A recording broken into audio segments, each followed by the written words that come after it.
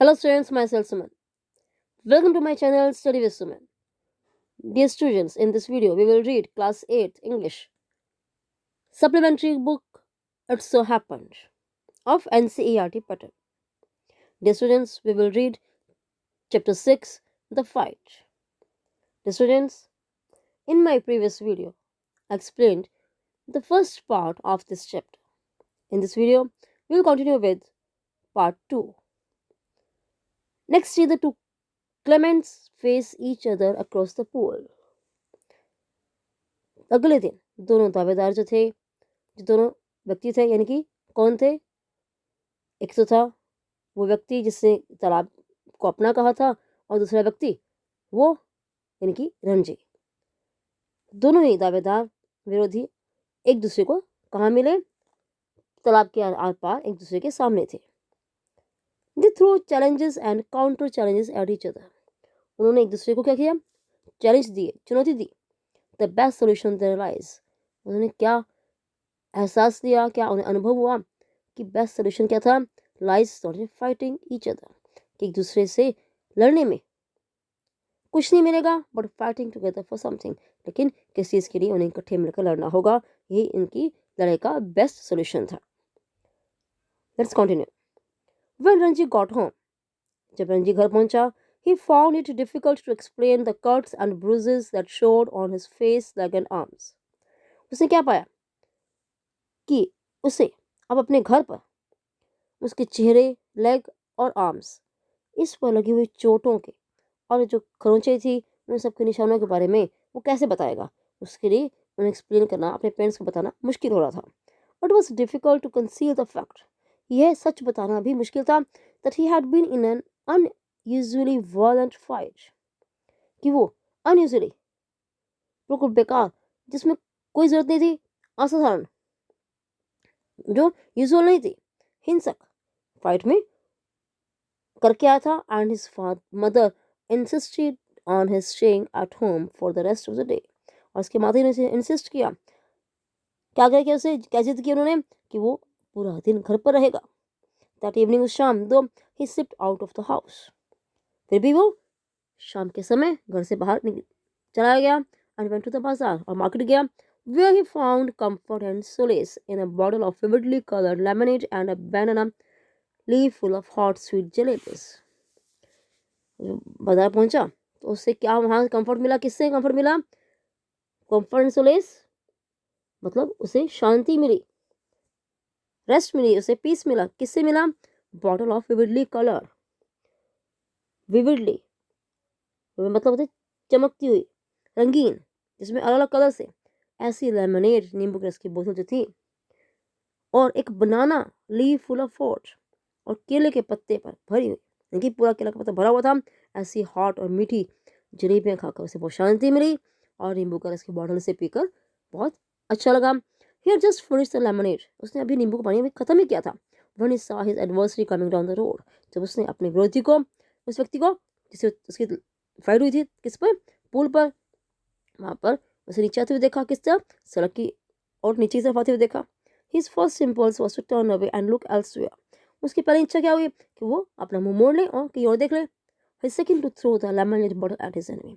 और दूसरी बात उसने क्या सोचा कि उसका मन कर रहा था कि वो उस नींबू पानी की जो बोतल थी वो अपने दुश्मन पर फेंक दे। But he did neither of these things. लेकिन उसने क्या किया? इन दोनों में से कोई भी काम ऐसा नहीं किया। ये देखो, यहाँ बैठा हुआ है, कैसे उसमें बॉटल पड़ी है, हाथ में उसने जलेबियाँ पकड़ी हुई हैं, और जैसे उसका विरोधी आ रहा है तो एक दूसरे को कैसे देख रहे हैं? वो एक दूसरे को गुस्से से देख रहे हैं। Instead he stood his ground and scowled at his passing adversary.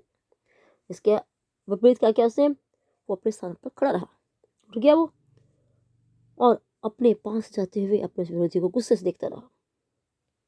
And the warrior said nothing, और उस योद्धा ने उसे कुछ नहीं कहा, either but scowled back with equal ferocity, जबकि वो भी उसे उतने ही गुस्से से देख रहा था।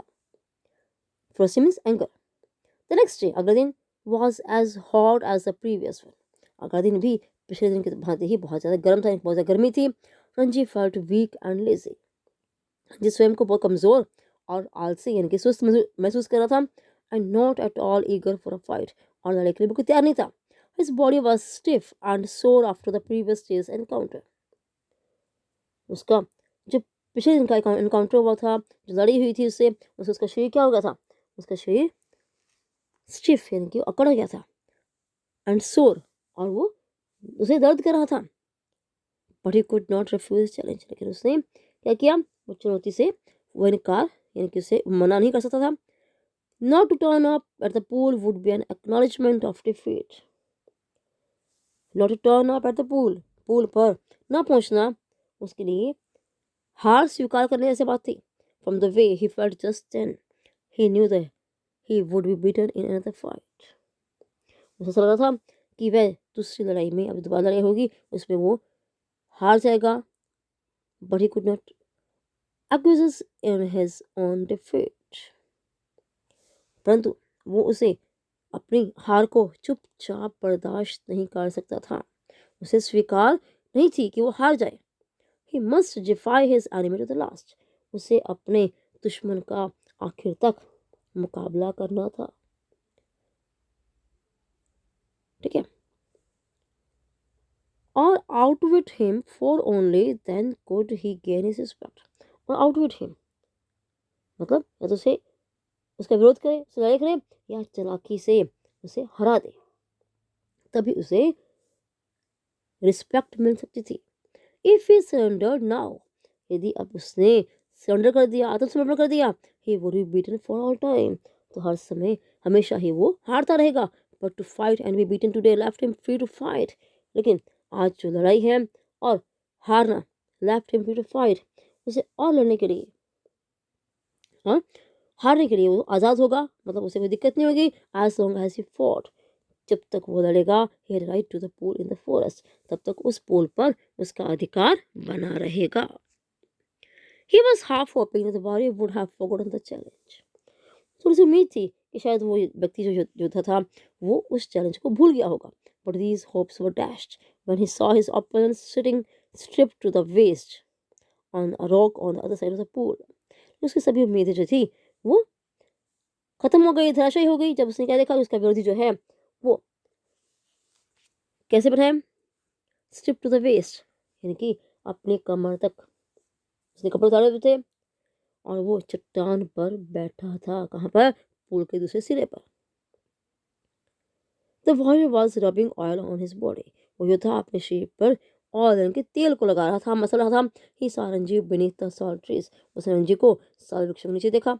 And called challenge across the waters of the pool, और उसने वहीं से तालाब के पानी के पास से वहां से उसे चैलेंज किया. Come over on this side and fight, वो चिल्लाया, इस तरफ आ जाओ और मुझसे लड़ाई करो. But Ranji was not going to submit to any conditions laid down by his opponent. परंतु रंजी अपने जो विरोधी था उसके द्वारा रखी गई किसी भी शर्त को, यानी कि कुछ भी बात हो, वो हार मानने वाला नहीं था. Not going to submit to any conditions, किसी भी स्थिति में वो हार मानने वाला नहीं था. Come this side and fight, he shouted back with equal vigor. उसने भी उतने जोर से चिल्ला कहा, क्या कहा उसने? इस तरफ आओ और लड़ो. Swim across and fight me here, called the other. दूसरे व्यक्ति ने कहा कि तैर कर आओ और मुझसे लड़ाई करो. और perhaps you can swim the length of this pool, और या फिर तुम इस तालाब की जो लेंथ है, उस लंबाई को तैर कर नहीं पार कर सकते. But Ranji could have swum the length of a pool a dozen times without tiring. लेकिन रंजी था, वो इस पूल की लंबाई को लगभग 1 दर्जन बार उस पूल को तैरकर पार कर सकता था. And he would show the warrior his superiority, और इसलिए वो उस योद्धा को अपनी क्या दिखाएगा? अपनी सुपीरियरिटी की वो बेस्ट है उसे दिखाएगा. So slipping out of his vest, अपनी जो बनियान था उसे निकाल कर क्या किया? He dived straight into the water, वो पानी में उसे सीधा छलांग लगाई. Cutting through it like a knife, उसे एक चाकू के समान चीरते हुए, बिना किसी हड़बड़ाहट के वो सीधा फटाफट एंड सरफेस्ड विद हार्डी स्प्लैश, और बिना छटपटाह के वो पानी के सतह तक आ गया, बिना किसी चीज़ को हराए, बिना छपा की आवाज़ किए वो ऊपर तक पहुंच गया. The warriors mouth hung open amazement, वो जो दूसरा था, जो दूसरा लड़का था, उसका जो मुंह था वो खुला ही रह गया हैरानी से. You can dive, he exclaimed, उसने कहा तुम गोता लगा सकते हो, तुम उसमें तैर सकते हो. Said Ranji, it is easy. treading water, waiting for a further challenge. Can't you dive? तो treading water मतलब पानी पर लगभग तैरते हुए, और waiting for a further challenge, और एक अलग दूसरे चैलेंज के लिए, चुनौती के लिए प्रतीक्षा करते हुए। उसने उससे पूछा, कांट यू डाइव, क्या तुम गोता लगा सकते, क्या तुम तैर सकते हो? नो सेड द अदर, उसने क्या कहा? नो, नहीं। I jump straight in, but if you will tell me how, I will make a dive. हम नहीं, मैं सीधा जंप करता हूँ, पर यदि तुम मुझे बताओगे मैं भी गोता लगा लूंगा। It's easy said Ranji, Ranji कहा बहुत आसान है। स्टैंड ऑन द रॉक, चट्टान पर खड़े हो जाओ। स्ट्रेच योर आर्म्स आउट, अपनी बाहें ऊपर ले जाओ। And allow your head to displace your feet, और अपने पैरों के स्थान पर अपने सिर को आने दो, यानी कि पूरे नीचे झुक जाओ। The warrior stood up, warrior खड़ा हो गया। स्टिफ एंड स्ट्रेट, बिल्कुल सीधा। स्ट्रेच आउट हिज आर्म्स, अपनी बाहें फैलाई। And through himself into the water, स्वयं को उसने पानी में फेंक दिया, मतलब पानी में गिर गया वो। He landed flat on his belly, वो सीधा कैसे गिरा? पेट के बल नीचे। कहाँ गया? पूल के बॉटम पर। He landed flat on his belly with a crash. बहुत जोर से छपा की आवाज आई, that sent the birds screaming out of the trees, जिससे डरकर आसपास के पेड़ पर बैठे वृक्ष जो है चिल्लाते हुए वहां से उड़ गए। Ranjit dissolved into laughter, Ranjit बहुत जोर जोर से हंसने लगा। स्टूडेंट्स, आज का लेसन यहीं तक। उम्मीद करती हूँ कि आप सबको यहाँ तक अच्छे समझ में आ गया होगा। I hope all of you have understood very well. Do like, share and subscribe my channel Study with Suman. Thank you.